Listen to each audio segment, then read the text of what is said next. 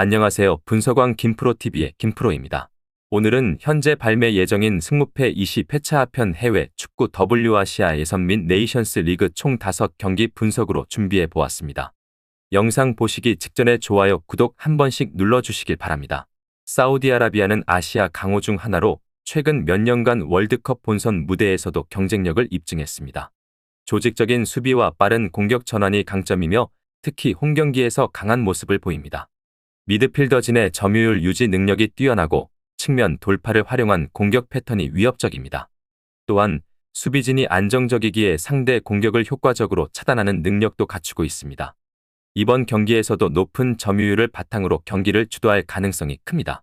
중국은 최근 몇 년간 대표팀의 부진이 이어지며 전력이 기대에 미치지 못하는 모습을 보이고 있습니다.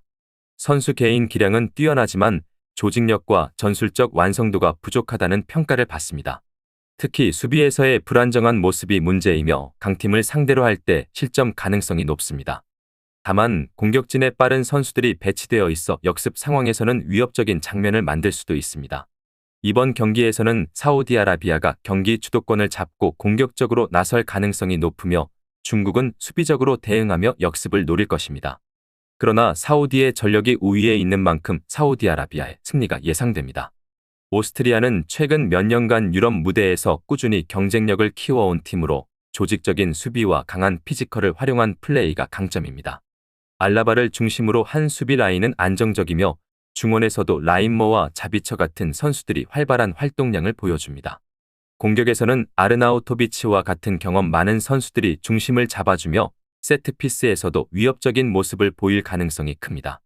특히 홈경기에서는 강한 압박을 바탕으로 상대를 몰아붙이는 스타일을 구사하는 경우가 많습니다. 세르비아는 개개인의 기량이 뛰어난 선수들이 포진해 있는 팀으로 공격에서 미트로비치와 블라호비치 같은 피지컬 좋은 스트라이커들을 활용한 공격 패턴이 강점입니다. 밀린코비치, 사비치와 타디치가 중원에서 공격을 조율하며 빠른 역습 전개도 위협적입니다. 다만 수비 조직력이 상대적으로 불안정한 편이며 강한 압박을 받으면 빌드업 과정에서 실수가 나올 가능성이 있습니다. 원정 경기에서는 수비적인 불안정함이 더욱 두드러지는 경우가 많아 실점을 허용할 가능성이 높습니다. 이번 경기는 오스트리아가 홈에서 강하게 압박하며 주도권을 가져갈 것으로 예상됩니다. 세르비아 역시 공격적으로 나설 가능성이 높지만 원정 경기에서 수비가 흔들릴 가능성이 있습니다. 양팀 모두 득점을 기록할 가능성이 높으며 무승부가 예상됩니다. 그리스는 전통적으로 수비 중심의 축구를 구사하며 단단한 수비 조직력과 역습이 강점인 팀입니다. 최근 경기에서도 강한 수비 라인을 바탕으로 실점을 최소화하며 홈 경기에서는 더욱 견고한 모습을 보이는 경향이 있습니다. 중원에서는 바카세타스와 만탈로스가 경기를 조율하며 공격에서는 파블리디스와 마스우라스가 핵심 역할을 맡고 있습니다. 하지만 공격 전개 속도가 느린 점이 약점으로 작용할 수 있으며 상대의 강한 압박을 받으면 빌드업 과정에서 어려움을 겪을 가능성이 있습니다. 스코틀랜드는 최근 유럽 무대에서 꾸준히 성장하며 경쟁력을 높이고 있는 팀으로 강한 피지컬과 조직적인 수비력이 특징입니다. 앤디 로버트슨과 키어런 티어니가 측면에서 수비와 공격을 오가며 중요한 역할을 하고 있으며 중원에서는 스콘 맥토미니와 맥긴이 활발한 움직임을 보여줍니다. 다만 원정 경기에서 득점력이 다소 떨어지는 경향이 있으며 경기 운영에서 상대의 강한 수비를 뚫어내는데 어려움을 겪을 수도 있습니다. 이번 경기는 그리스가 홈에서 수비적인 운영을 하면서 스코틀랜드의 공세를 차단하려 할 가능성이 높습니다. 스코틀랜드는 점유율을 높이며 공격적으로 나설 것이지만 그리스의 단단한 수비를 뚫어내기가 쉽지 않을 것으로 보입니다. 스코틀랜드의 승리가 예상됩니다. 코소보는 최근 국제 무대에서 점차 경쟁력을 키우고 있는 팀으로 빠른 역습과 개인 능력이 뛰어난 공격 자원들이 강점입니다. 무리치가 공격을 이끄는 가운데 라시카와 젤림카니 같은 선수들이 측면에서 지원하는 형태를 보입니다. 홈에서는 강한 압박과 적극적인 플레이로 상대를 몰아붙이는 경향이 있으며 특히 중원에서의 강한 압박과 활동량이 경기의 중요한 요소가 될 것입니다. 다만 수비 조직력이 불안정한 편이라 상대의 공세를 효과적으로 막아내는데 어려움을 겪을 가능성이 있습니다. 아이슬란드는 한때 유럽 무대에서 돌풍을 일으켰던 팀이지만 최근 세대 교체가 진행되면서 경기력이 다소 하락한 모습을 보이고 있습니다. 피지컬을 활용한 세트피스와 공중볼 경합에서 강점을 보이지만 중원에서의 창의적인 패스가 부족하고 빌드업 과정에서 어려움을 겪는 경우가 많습니다. 원정 경기에서는 수비적인 운영을 하면서 역습을 노리는 전략을 사용할 가능성이 큽니다. 공격에서는 손드르 귀드욘센과 스페인 구드문드손이 핵심적인 역할을 할 것으로 보입니다.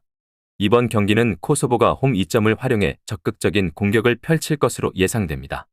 아이슬란드는 수비적으로 나서며 역습을 노릴 것이지만 코소보의 빠른 공격을 감당하기 어려울 수도 있습니다. 코소보의 승리가 예상됩니다. 불가리아는 최근 몇 년간 유럽 무대에서 경쟁력이 다소 약화된 모습을 보이고 있습니다. 전통적으로 기술적인 축구를 구사하지만 득점력이 부족하고 수비 조직력이 불안정한 것이 약점으로 작용하고 있습니다. 공격에서는 데스포도프와 일리에프가 핵심 역할을 맡을 것으로 보이며 측면 돌파를 통해 기회를 만들려 할 것입니다. 하지만 중원의 창의성 부족과 상대의 강한 압박을 효과적으로 풀어나가는 능력이 떨어지는 점이 문제로 지적됩니다. 아일랜드는 강한 피지컬과 조직적인 수비를 바탕으로 한 경기 운영이 특징입니다.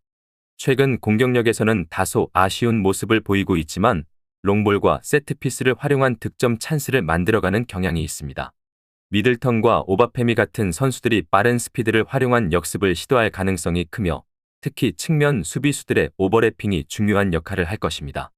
하지만 원정 경기에서 공격이 단조로운 모습을 보이는 경우가 많아 득점력에서 한계를 보일 수 있습니다.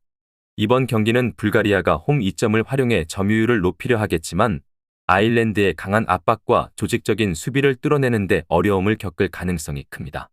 아일랜드 역시 공격에서 결정력이 부족한 만큼 많은 득점이 나오지는 않을 것으로 보입니다. 예상 스코어는 아일랜드의 승리입니다.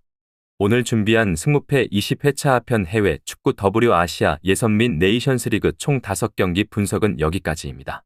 추가적인 선수들의 부상 현황 및 복귀 현황은 커뮤니티와 댓글을 통해서 공지할 예정이며 보시는 분석이 여러분들의 결정에 조금이나마 도움이 되었다면 구독과 좋아요 한 번씩 부탁드리도록 하겠습니다.